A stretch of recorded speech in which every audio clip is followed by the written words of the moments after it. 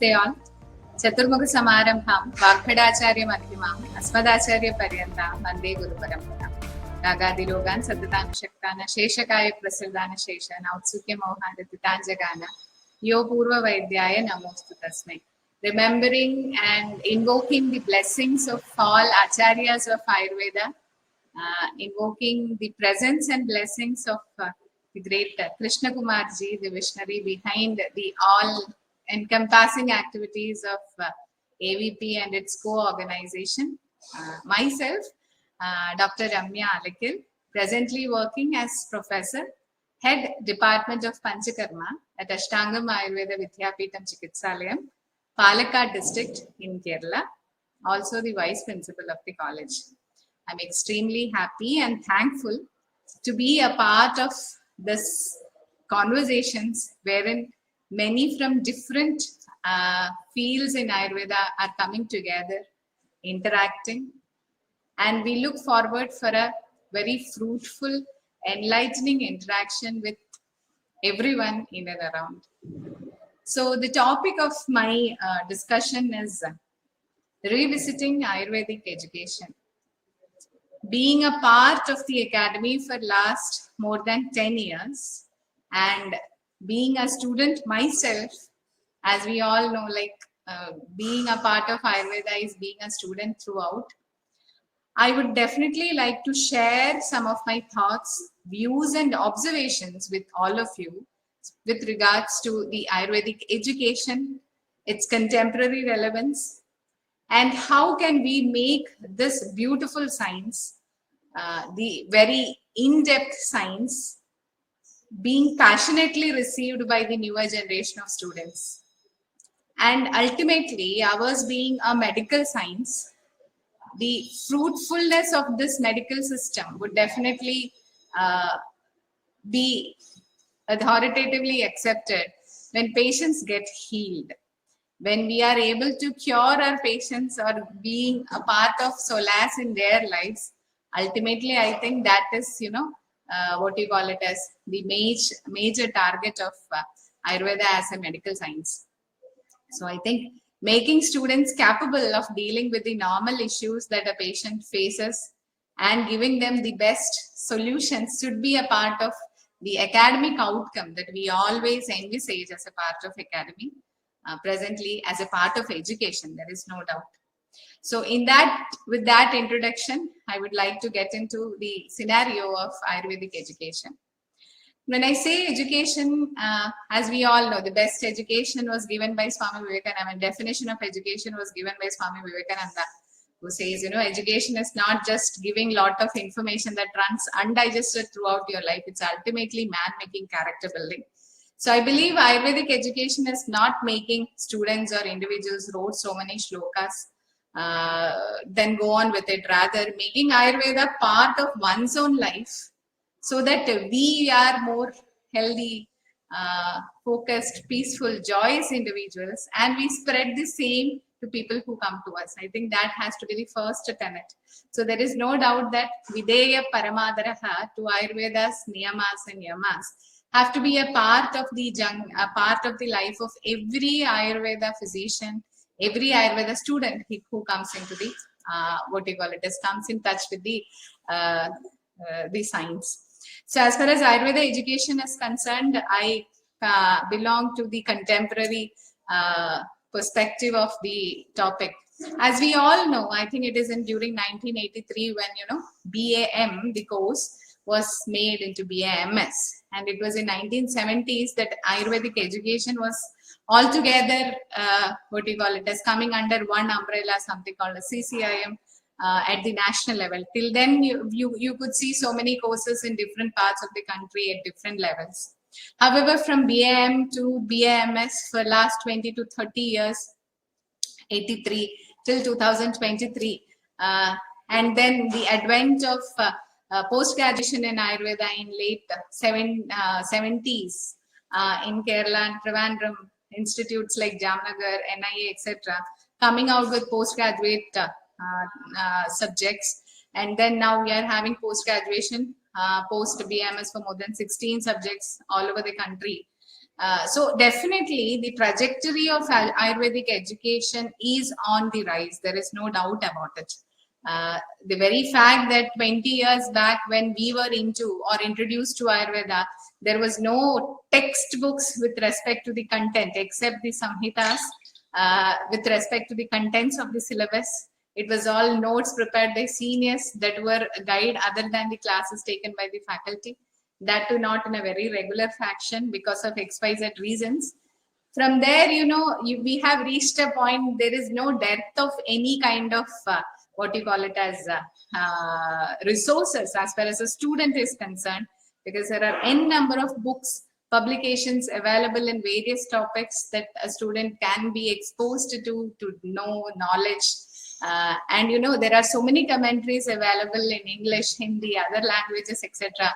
for almost all samhitas with detailed instructions. So if a student is ready to learn, we definitely have a lot of resource material presently when compared to the previous probably 10 or 20 years back, maybe probably 20 years back. There is no doubt about that. So with respect to the resources, the education content is rich presently. Now, when we see how is the education moving on presently, when we see the trajectory, as we already always have this understanding, ultimately education has to transform the pupil. So, and we all know in our tradition, when the student is ready, the guru appears. There is no, the general tenet that we all, as a part of our culture, we have been exposed. So let us throw some light into the present educational scenario that we have been. It's a very positive note that for the last 2021, 22, the contemporary NCISM has modified the syllabus and its presentation into a definitely a more enriching pattern, wherein the learning teaching methodology has been more of subjective with more involvement of the students, and practical application of the subjects like Padarthavijnanam, etc. In the ward right from the first year, observing the case, so that the student understands what exactly or for what are we learning Padarthavijnanam. It's only a subject to write exam. No, it's practically relevant. This kind of change has happened from 2021. The new syllabus introduction by NCISM is definitely a welcome sign, and we await the similar structure in the contemporary second or third profs, which is going to again restart recently. So this continuous what you call it as analysis of what exactly is the outcome, or what exactly is the outcome of the Ayurvedic education system for last 20 years, which is not satisfactory. This was under the understanding or observation by, I think, all Ayurvedic icons who are on the top post and who are observing it very keenly. So I think if we divide the Ayurvedic education at 3 levels, the introducing or introduction, the preclinical, the clinical, and the internship or the training period. I would like to see these 4 aspects of Ayurvedic education. What changes have to be still brought upon, and how contemporary understanding of many things would definitely make us more and more strong as an Ayurvedic physician. First thing, I think, in Ayurvedic education, the first and fundamental thing has to be understanding the tenets of the original Shastra that is there in our text. The greatest challenge to this particular aspect, what I have always felt, is, the education system that we all are into till our 12th standard, we have never seen DNA's helical structure, Watson and Crick model. We have never seen a positron or never seen a neutron and electron by our eyes during our school days, but we are believing that because we are told that this is the contemporary reality and that is scientific. So the life, or the understanding of science with respect to biology, chemistry, and physics, when it comes to a BMS student, the fundamental understanding that with respect to the life that he has got no relation with the fundamentals that have been explained over here. That is the greatest challenge what I feel when we come to a BMS curriculum. So it is very relevant that when we introduce the student to Panchamahabhutas or the Padarthas, the relevance of it in text, to translate it into the practicable applicability so that this becomes relevant. So demystifying the mitosis, meiosis, positron, neutrons, etc. to the so-called Akasha, Prithvi, Vayu, Appa, etc. Takes quite a long time. There is no doubt about it. And that demystification happens when we go on applying the fundamental principles in clinics and then observe results.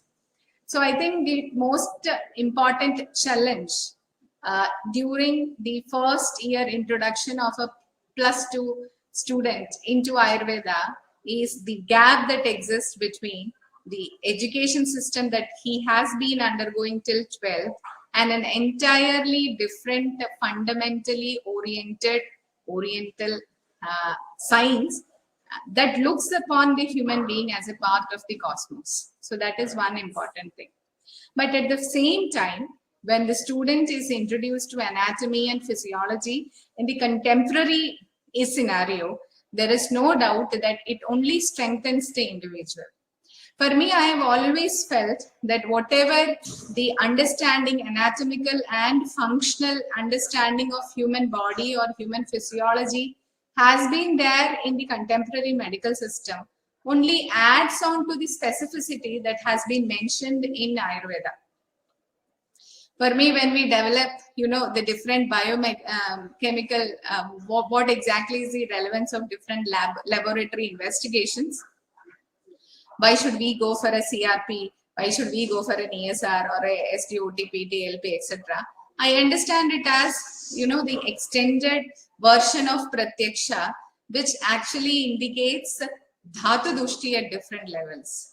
So it is an extended version of Pratyaksha. So I think knowing the anatomy, knowing the physiology in the contemporary system makes us more aware of how the system is working with respect to the tenets that they have put on. When we are learning, into a cell, organism, organ system, finally into an organism, human body, the different systems, the endocrine nervous, etc., etc. It only gives us more empowerment of understanding the human body in a more anatomical way. But when you learn Vadam, Pittam, Kabham, Samanan, Apanan, Vyanan, etc., it gives you more and more confidence of understanding the human being in a more holistic way, which you become more and more aware when you start seeing cases, when you start seeing patients, when you start understanding, you don't understand why a patient presenting with a amlodgaram, like a burp, etc., has got a constipated bowel in exactly the contemporary science at all levels. But understanding the various symptoms that has been presented by a patient in our understanding is comparatively very easy when we understand the human body in a better way. So I think understanding the human body and its functioning in a contemporary way only adds on to the strength of our fundamental tenets. But of course, to understand and treat the patient, definitely there is no doubt that we have to be keeping our foot very, very steadfast in the original thoughts of our science. Now, I would like to concentrate more on the clinical teaching level, wherein, the second year or the third year, final year, the students are to get to know about the patients. And there is no doubt that to understand the patient and treat them in the best way, it is very important that we understand or have a great clarity regarding the Ayurveda Sharira. So when we say the so-called Ahara Rasam becoming Rasam, Raktam, Mamsam, Medas, Asti, Maja, etc. So this tenet So when a female is not menstruating for 2 or 3 months, we have to understand the rajas it's not moved out. The Ushna Gunam of the patient definitely is going to be increasing on a higher note. So definitely she will be presenting with all these Rakta Pitta Dushti Lakshanas, which we see in the patients. So this understanding in that particular format has to be there so that we can decide whether should we go for a Virejana to the patient or a Vamana to the patient or a Vasti of the patient. Because ultimately when it comes to the treatment aspect, it only works by our understanding of the individual in Ayurvedic level and its pathology. So I feel understanding a human being with the pathology need to be having a continuous connection. That you have to see, of course, when we come to the Nidanam, then the Chikitsa, the Panchakarma that can be applied. We have to be having a clarity regarding the basic principles, the Sharira, the Kriya and the Rachana Sharira, and then the Nidana with the particular patient, and then thinking of the Chikitsa, the Panchakarma, whatever can be done to the patient. So this connectivity of fundamental principles through Sharira to Nidana, then Chikitsa, then Panchakarma has to be there throughout. For example, if I had a case of patient coming with severe headache, diagnosed with a case of polycystic kidney disease, and he is having hypertension, and he is on some drugs called allopurinol or something like any kind of antihypertensive drugs, and it was a chance finding. So when I understand the patient, I could see when touch the patient, there is severe body, the body is very hot. The body is going to be, you touch, Atisveda, the Lakshanas are there. And when you assess, you go for the Nidana of the patient, we could see that the person was like on irregular diet. He was too much of, he's only 30-year-old male who was exposed, who was doing a job of a superintendent, and he was undergoing too much of spicy food, and he was only on chicken for so many days. Suddenly he had an experience of giddiness. Then he was taken to a hospital. Hypertension was diagnosed. Further investigations revealed that he had a polycystic kidney disease. So that was the stage of that particular patient. So when the patient has approached us, the basic fundamental tenets of, definitely I could observe there is Rakta Dushti, there is Rasa Rakta getting involved, there is further involvement of the so-called Medo Dhatu with Adhisveda as its Lakshana. And he was losing weight, so I could see there was conspicuous this understanding. So when I formulate the Samprapti of the patient, when I think the understanding that there is a polycystic kidney disease, that also gives me an add-on thing that there is, something related with Vrika, and it is Rakta Medo Prasadat, that is Vrika. So if there is a Bija Dushti, definitely the problem will be lying at the Rakta and Meda level. And hence my medicines and my everything has to be at the level of Rakta and Vedas also to correct the whole Samprapti. So I will definitely be going for a protocol or the medicines that would definitely help him at the level of Rakta and Vedas. Manjishtadi Kashayam, which is Tikta Pachana, or Maha Manjishtadi Kashayam, which has been given, and the patient responded quite okay with the patient. Of course, he's continuing the treatment. So at this juncture has given me similarly many such cases, have given me more and more confidence that we need to understand the Samprapti in Ayurvedic tenets, and definitely the contemporary understanding of the situation would help us to help the patient, because we know, with this, the information that it is a polycystic kidney, it can lead to hypertension. Over a period, it can lead, if it is uncontrolled, it can lead to an aneurysm, which over a period can lead to a hemorrhage. That is the contemporary understanding.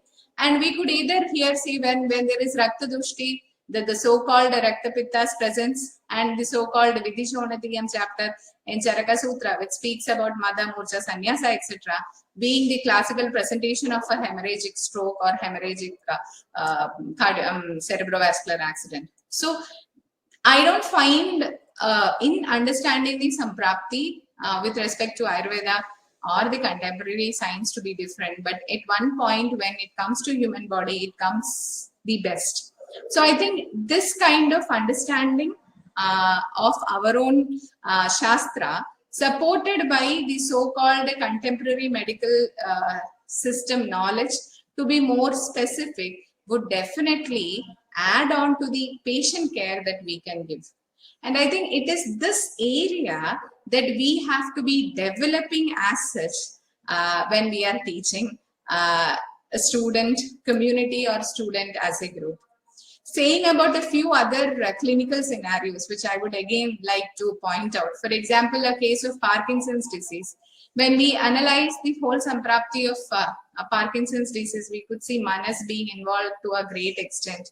The premotor symptoms are mimicking the symptoms of Pandu, Grahani, etc. When it comes to the motor system, motor symptoms of bradykinesia, tremor, etc., we could again see Kaphavrata, Vyanavayu, Lakshanas of Vagraha, Gatigraha, etc. And as complications move on, definitely when Udanavayu and Pranavayu is getting Avarana, Lakshanas of difficulty in swallowing, respiratory distress, etc. happens, and the patient may succumb or may not succumb depending upon the Samprapti's progress, etc. Even at this stage, if we could do a so-called possibility of succumbing or possibility of delaying the Samprapti in a next generation person, the role of Panchakarma becomes very relevant. So we can understand what exactly would be the future presentation of the patient. We understand at this particular point and try to correct it at this particular point, wherein he may develop further Lakshanas later.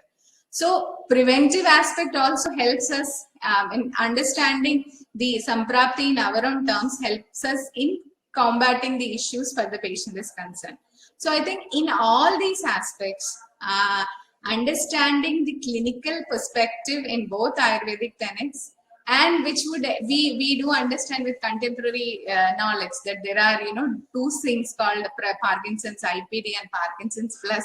If we have early fallouts, etc., it can be Parkinson's plus, which is of a bad prognosis, which is more progressive when compared to IPD. IPD may take 15 to 20 years, but this will be succumbing within 5 to 6 years.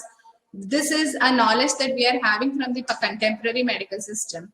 This would definitely add on to the content that we already have, and the Ayurvedic knowledge that would help, that we already have, will be more empowered by the information that we have today.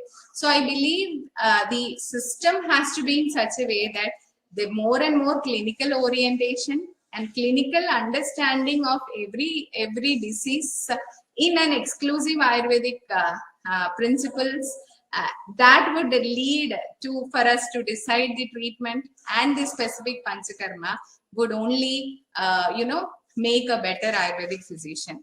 So I think the whole scenario of Ayurvedic education, which must aim at bringing up the best physician out path, has to be with a very staunch clinical teaching, wherein fundamentals of Ayurveda is taught and understood to the best. At the same time, the individual is very strong enough with enough knowledge to diagnose and understand the pathology in the contemporary way, which would only make ourselves strong and to face the present community. The present community, the present society is definitely in need of good Ayurvedic physicians.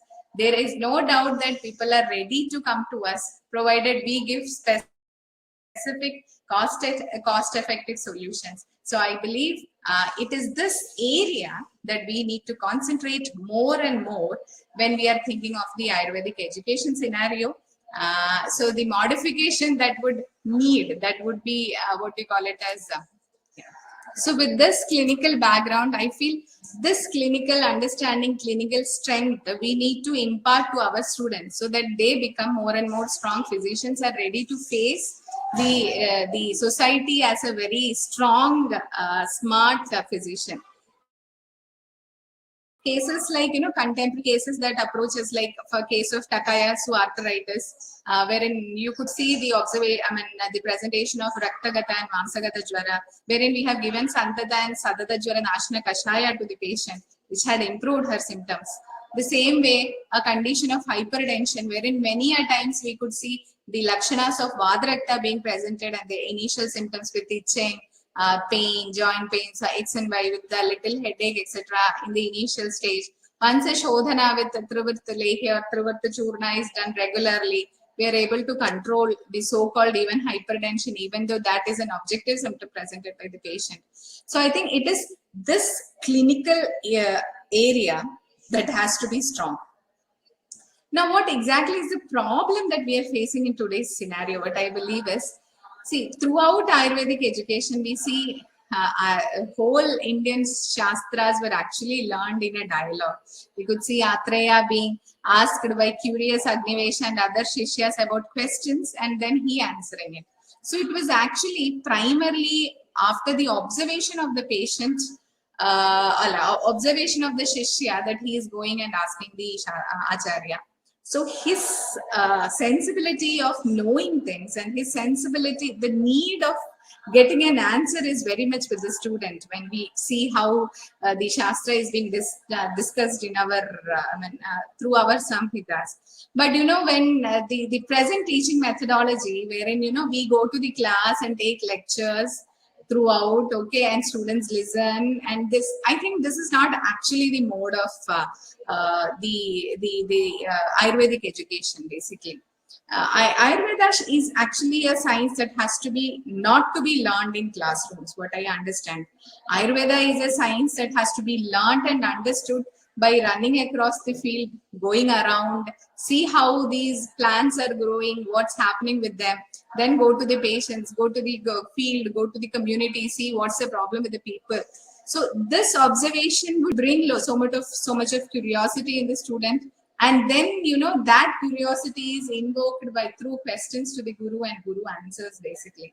So I think more practical oriented learning methods have to be what do you call it as worked upon in Ayurvedic teaching. I think that is the greatest input, or, you know, modification, or we call it as a thing that we really need to incorporate, I believe.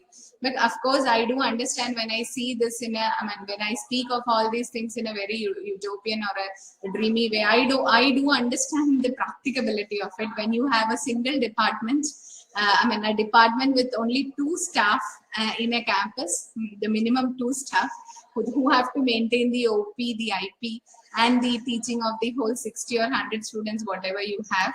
So there is a lot of issues regarding its practicability, but I'm sure that, you know, we go on intriguing like what exactly have to be the modifications that have to be made is definitely at 3 levels, I believe. At the level of the fundamental introduction level, students getting to know what actually is Shastra meaning to understand the life around. The second one is how the disease occurred, the preclinical stage where in Nidana. So you observe what's happening in the patient and then think of it. And the third, you are getting more and more exposed to the cases.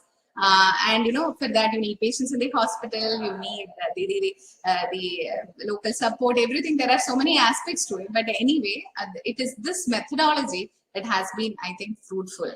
And we all agree to the fact that lecturing in a class for 1 hour, taking notes, then making them to write exam is not the ideal situation wherein an individual's potential of analyzing things would be measured. But of course, you know, when you have a group of 60 to 100 in front of you, to assess them, their absorptive power, definitely exams through written, etc., could be a possible, only possible solution to that. But there are other things that we could introduce. That at the institute where I work, Ashtangam, we have started something called as small group learning, wherein a teacher sits with 15 students discussing a topic. They are made to think, they are made to discuss more and more, and further teacher only gives the conclusive remarks for that particular area. For example, the Arha Anarhata of a patient who for Sveda, or the Matra of Snehana, or the dosage of Vasti. These things are discussed in small groups, so students think, they ask, they question, etc.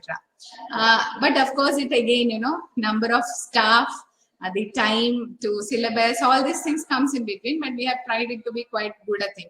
Second one is the tenet of horizontal learning, wherein, you know, if a student, we discuss a case during a final year or the 3rd year, not only the case presentation, I mean the consultant is there for the case discussion, rather the person from Dravyaguna department, the person from Vaishya Kalpana, the person from Panchakarma, Kaya Chikitsa, the person from Marma, the person from Sharira, all of them are present.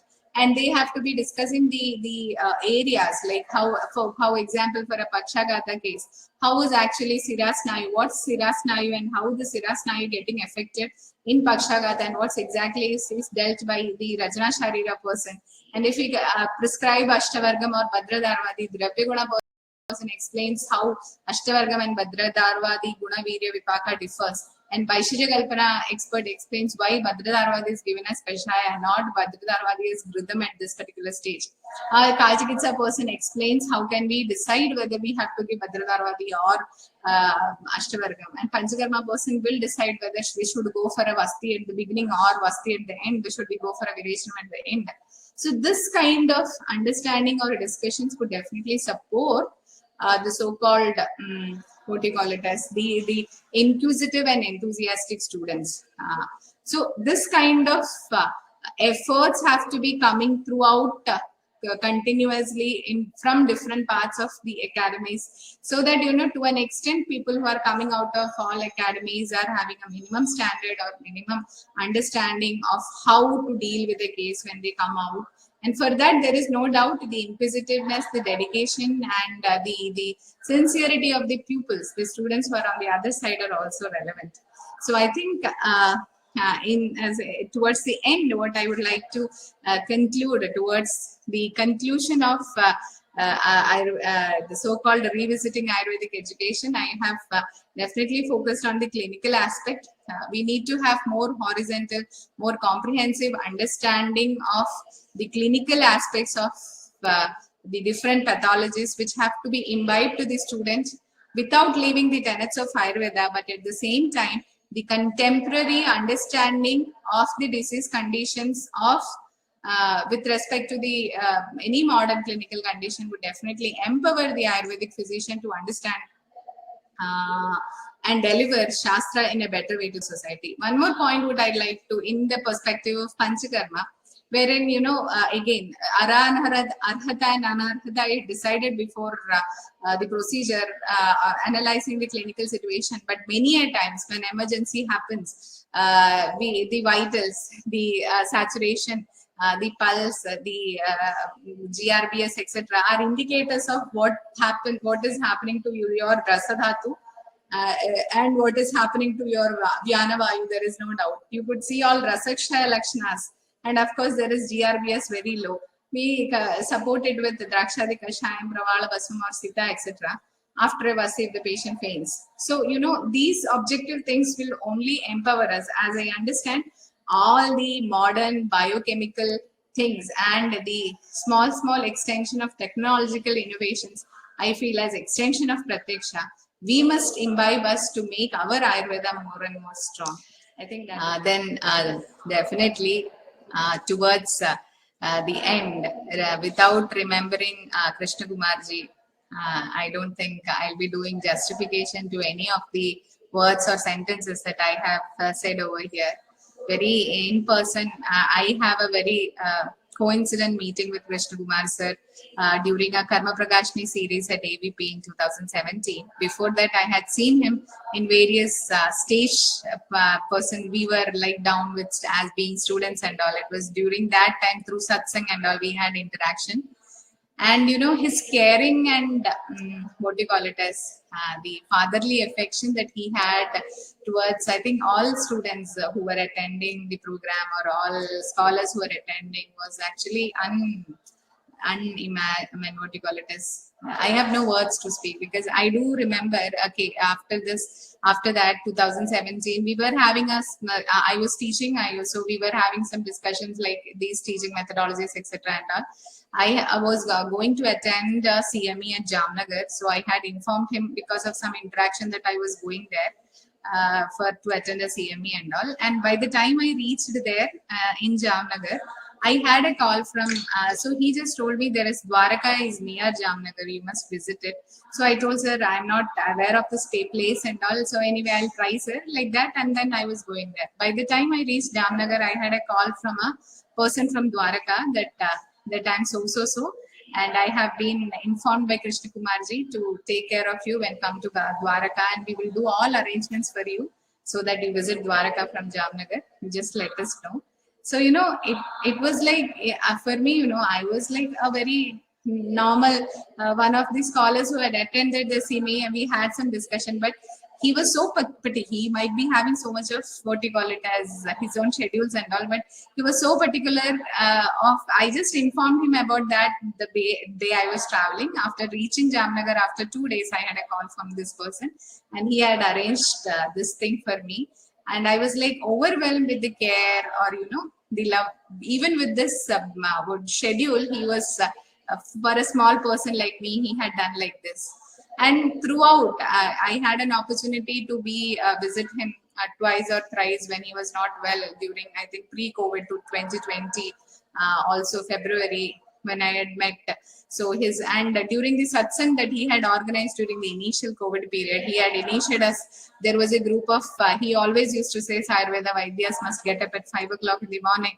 So he had been, I was a part of the satsang that he had started at 5 o'clock in the morning. I think for 3.5 months he was there. He was reading text different and discussing, and he had introduced to us one of the Shivananda Lahari's shloka, that you have to do as mantranam, etc. So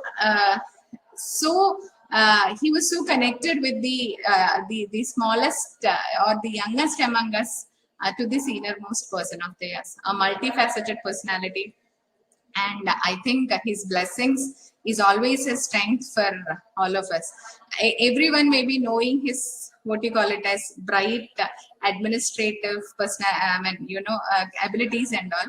But these small things that he has done for so many people around, which everyone may not be aware.